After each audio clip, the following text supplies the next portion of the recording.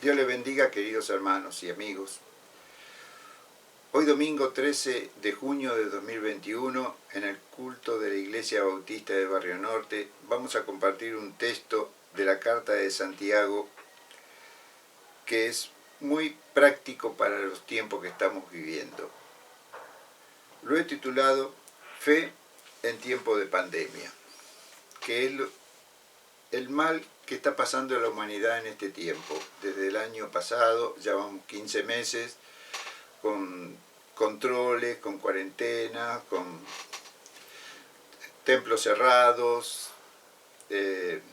negocios que cierran o trabajan con horarios reducidos. La vida ha cambiado en todo el mundo y en nuestro país también. Y eso ha producido angustia, desocupación, enfermedad propia del virus y también de las consecuencias del encierro y de los problemas que han acontecido al cambio abrupto de vida que tuvimos que empezar a transitar. La Carta de Santiago tiene una particularidad, que está escrita a personas que Santiago no conocía, como a nosotros, y que se reunían en sus casas, porque todavía las iglesias no estaban abiertas como las conocemos hoy, pero hoy las iglesias están en su estructura, pero por la pandemia la tenemos cerradas. Entonces estamos cada uno en nuestras casas. Yo estoy transmitiendo el mensaje desde mi casa. Este mensaje se sube a la web y después cada uno de los hermanos en su casa se junta con su familia, llaman a los amigos a veces para decir, ¿querés escuchar el mensaje que tenemos? Hay una carta de Santiago que nos quiere decir algo. ¿Querés venir a escucharla? Así era como se empezaba a transmitir el Evangelio de casa en casa, de vecino a vecino. Entonces iba el emisario con la carta y la leía públicamente, porque la mayoría de las personas no sabían leer, y mucho menos escribir, pero el que la llevaba sabía leer y se la transmitía. Y después se iba a otra iglesia y se la volvía a leer. En alguna iglesia decía, interesante, esta carta es para nosotros, bueno, perfecto, me quedaría, ¿podemos hacer una copia? Ahí llamaban a un escriba y hacía una copia de la carta y se la quedaba. Y después seguía, la carta original seguía hacia otra iglesia. Así se iba transmitiendo el Evangelio. Y en esta época, años 60, no existía, todavía no se dieron a conocer los evangelios que conocemos hoy, el de Mateo, Lucas, Juan, Marcos, posiblemente Marcos, si es como algunos opinan que es fecha temprana por los años 50 al 60, podría haber estado, pero la realidad era que las iglesias se iban formando a través de los mensajes, de los testimonios de las personas que estuvieron con Jesús, como los apóstoles, los discípulos, y que fueron discipulando a otros, y siempre transmitiendo la palabra de la ley asociada a la gracia salvadora de Jesús. Por eso el autor es judío. La iglesia de los primeros tiempos lo consideraba como Santiago el justo, que era el medio hermano de Jesús, que menciona también Judas en el versículo 1 de su carta. Hechos lo menciona como que era uno de los pilares de la iglesia junto a Pedro y Juan, que participaron en el concilio de Jerusalén, donde acordaron con Pablo y Bernabé que los gentiles ingresaran a la iglesia sin necesidad de ser circuncidados. O sea, la iglesia se estaba conformando y había que unificar el mensaje en base a la ley y a la gracia. Entonces, este pasaje que vamos a leer tiene que ver con la realidad que estamos pasando, con este tiempo de pandemia, tiempo de dificultad, tiempo de prueba, tiempo de tentación. Comienza así. Santiago, siervo de Dios y del Señor Jesucristo, a las 12 tribus que están en la dispersión, salud. Hermanos míos, tened por sumo gozo cuando os halléis en diversas pruebas, sabiendo que la prueba de vuestra fe produce paciencia. Mas tenga la paciencia su obra completa, para que seáis perfectos y cabales sin que os falte cosa alguna. Y si alguno de vosotros tiene falta de sabiduría, pídala a Dios, el cual da a todos abundantemente y sin reproche, y le será dada. Pero pida con fe, no dudando nada, porque el que duda es semejante a la onda del mar, que es arrastrada por el viento y echada de una parte a otra. No piense, pues, que quien tal haga, que recibirá cosa alguna del Señor. El hombre de doble ánimo es inconstante en todos sus caminos. Este es el pasaje que hemos leído del versículo 1 al 8 del primer capítulo de la carta de Santiago. Oramos para luego entrar en los comentarios. Señor y Padre amado, te damos gracias en el nombre bendito de Jesús. Pedimos simplemente, Dios, que tú hagas una buena obra en nuestra vida a través de esta palabra, que edifique nuestra fe, nos conformes a tu gracia y tu amor, que podamos entender, Señor, el propósito de las pruebas que nos sobrevienen y cómo sobrellevarlas, con tu palabra, con tus herramientas, con tu presencia, Dios, y en la esperanza de Jesucristo, porque sabemos, Señor, que eres poderoso para librarnos de toda preocupación, de toda tentación, y también, Señor, de darnos, como tú lo has prometido, el Espíritu Santo a los que creen. Por eso te doy toda la gloria y la alabanza en el nombre bendito de Jesús. Amén. Como dije, esta carta fue escrita en un idioma no judío, en el griego. De manera que si usted va al texto, no va a encontrar a Santiago como Santiago, sino lo va a encontrar como Jacob, que era el nombre de Jacobo. Por eso es que lo relacionan con el medio hermano del Señor. Y el saludo es común, es saludos. ¿Quiénes son las 12 tribus? Son las iglesias esparcidas por todo el mundo romano. Y a estas iglesias, el que llevó la carta y la lee,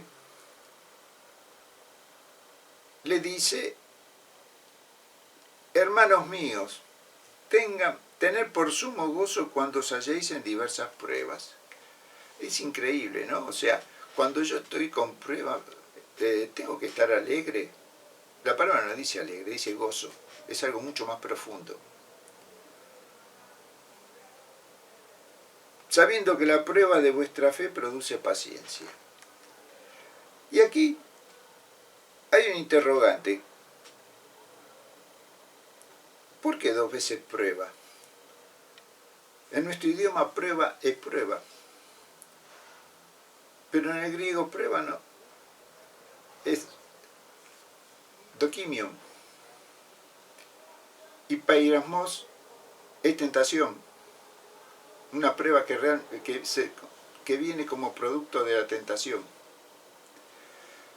Si tuviéramos que leer el texto de una manera más literal, tendríamos que decir: hermanos míos, tened por sumo gozo cuando os halléis en diversas tentaciones, sabiendo que la prueba de vuestra fe produce paciencia. La fe es probada en medio de las tentaciones. Tentaciones que vienen a la vida.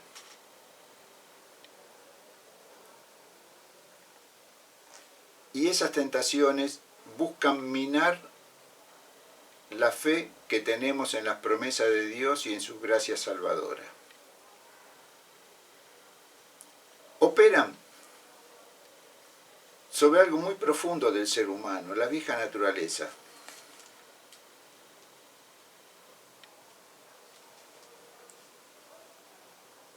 En el versículo 13 dice: cuando alguno es tentado, no diga que es tentado de parte de Dios, porque Dios no puede ser tentado por el mal ni él tienta a nadie, sino que cada uno es tentado cuando de su propia concupiscencia es atraído y seducido. Entonces la concupiscencia, después que ha concebido, da a luz el pecado, y el pecado, siendo consumado, da a luz la muerte.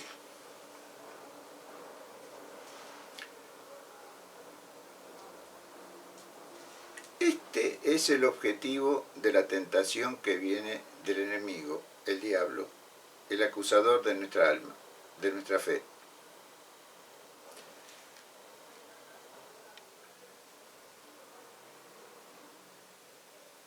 Sin embargo, Santiago dice: tened por sumo gozo cuando os halléis en diversas tentaciones, diversas pruebas de tentación. ¿Cómo es posible?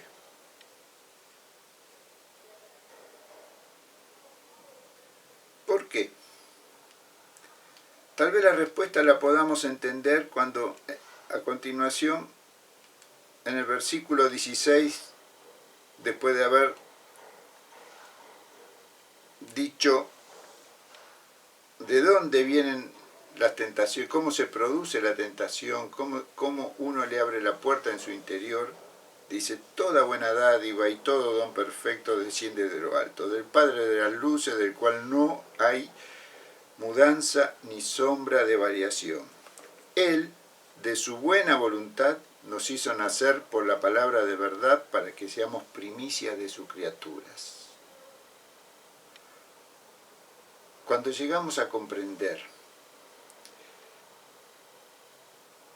la gracia salvadora, la misericordia, el amor con que Dios, a través de la palabra, a través de la obra de Jesús, nos hizo renacer a esa esperanza viva, entonces puedo soportar la tentación y cualquier prueba que se presente en mi vida con gozo. ¿Por qué? Porque yo sé que mi Redentor vive. Y esto es lo que Santiago les dice en el versículo 12 del capítulo 1. Bienaventurado el varón que soporta la tentación, porque cuando haya resistido la prueba, recibirá la corona de vida que Dios ha prometido a los que le aman. O sea, hay una promesa, hay una seguridad, hay una esperanza. Y si esto fuera poco, 3 palabras se mencionan en el texto de los primeros versículos que hemos leído: fe, paciencia y sabiduría. 3 palabras que son frutos del Espíritu Santo que Dios ha puesto en cada uno de sus hijos, en cada uno de sus creyentes, en la iglesia, para enfrentar toda prueba, toda tentación que trate de minar la fe en nuestro Señor y Salvador, en las promesas que Dios ha hecho para los que le aman, para tratar de hacer perdernos la corona de vida que Dios ha prometido a los que le aman.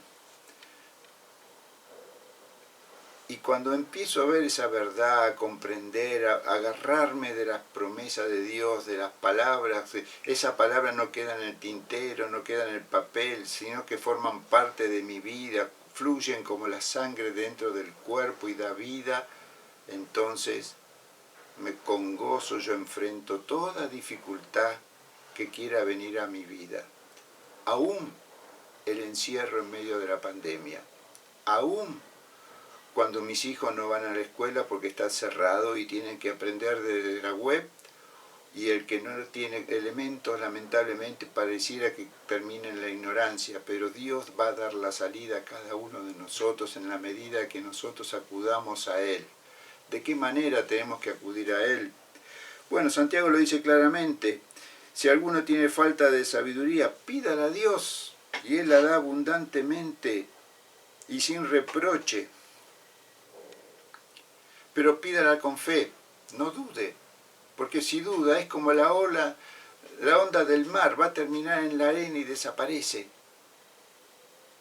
La fe desaparece, se muere, el espíritu se apaga y la vida se angustia y entra en la desesperación y lo que es más serio, descree de la gracia y de la palabra y del obrar de Dios en su vida.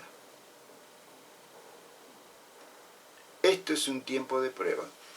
Este es un tiempo donde la iglesia tiene que mostrar el yermo de la salvación y tiene que mostrar a través de la palabra que no está solamente en la prédica, sino está en la vida de compartir el mensaje, de compartir la experiencia salvadora, de poder ir y visitar a los enfermos, de poder salir en medio de la angustia a decirle a un mundo que en Cristo hay esperanza, que Dios ha prometido para lo que le aman una corona de vida, una seguridad plena, y si esa promesa es real, el problema va a ser superado con el poder de Dios.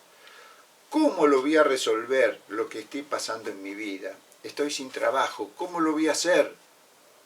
Bueno, está afligido, eso te angustia, tienes problema. Santiago mismo dice, haga oración. Y esa oración tiene que ser con la fe, con la seguridad de que Dios te oye, Dios me oye y que tendré la respuesta. ¿Cuánto tiempo va a tardar Dios para responder mis oraciones? La fe produce paciencia. Y la paciencia permite enfrentar la prueba en el tiempo que sea hasta que Dios nos dé la salida. Y cuando veamos la salida, Señor, en lugares de deliciosos pastos me harás descansar. Gloria a Dios porque sabemos que nuestro Redentor vive. Gloria a Dios porque sabemos que, como dijo Job, de oídas te había oído, mas mis ojos ahora te ven. Y el salmista dijo, hubiera yo desmayado si no hubiera visto la salvación del Señor.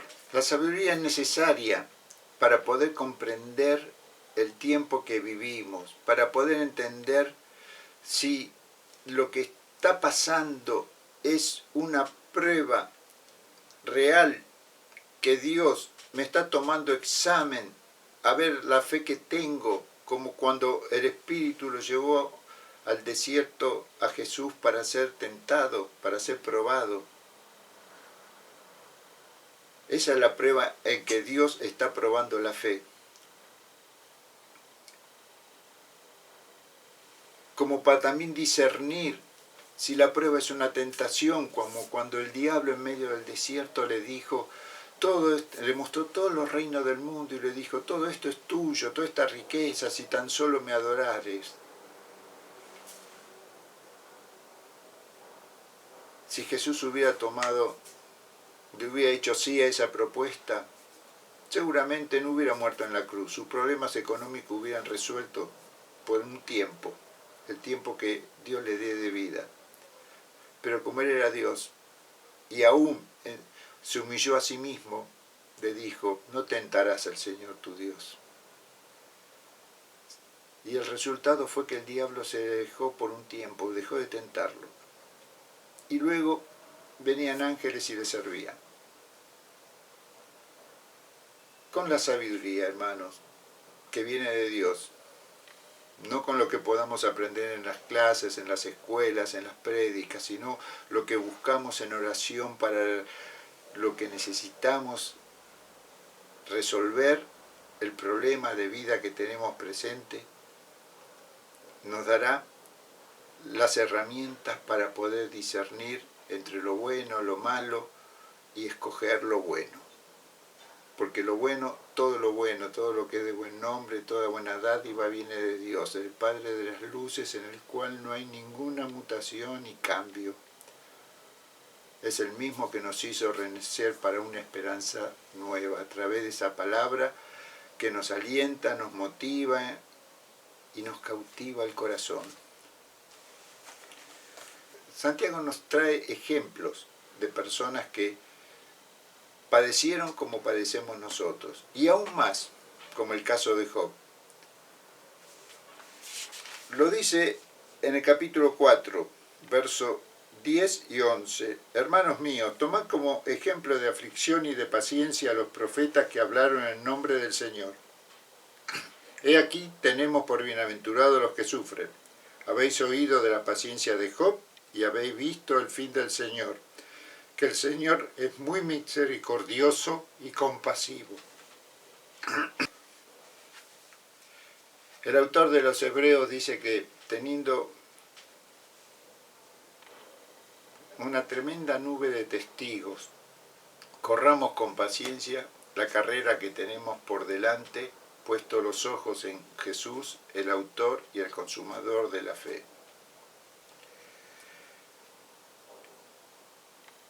La Iglesia y cada uno de sus componentes, hermanos,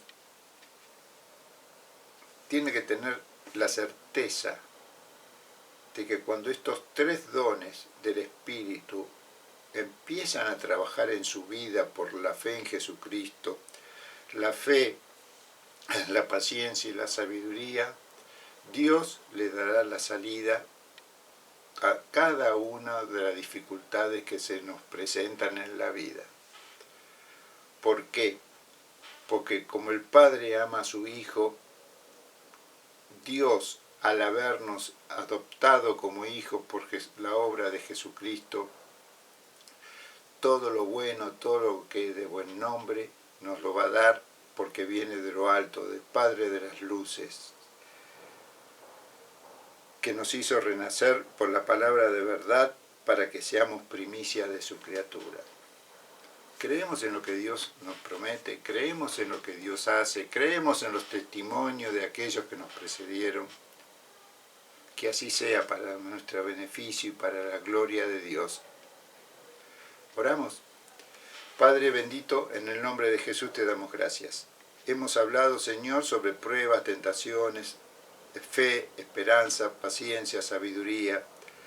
Señor, todas estas palabras no tienen que quedar en mensaje en la nube. Tienen que bajar a nuestro corazón, Señor. Tienen que bajar y subir a nuestra mente. Y tienen que ser el motivo de vida para cada dificultad que tenemos que enfrentar. Sabemos, Señor, que tú tienes cuidado de nosotros. No nos gusta pasar por pruebas, no nos gusta sufrir. Tú lo sabes, Señor. Aún tu propio Hijo, cuando estuvo entre nosotros, dijo, Señor, pasa de mí esta copa. Pero dijo luego, hágase tu voluntad, Señor. Eso queremos nosotros. Sabemos que tu voluntad es buena y perfecta para edificar nuestras vidas, para hacernos íntegros, Señor, cabales, como dice tu palabra. Bendito Señor, para que no nos falte nada. Pero a veces nos cuesta creer.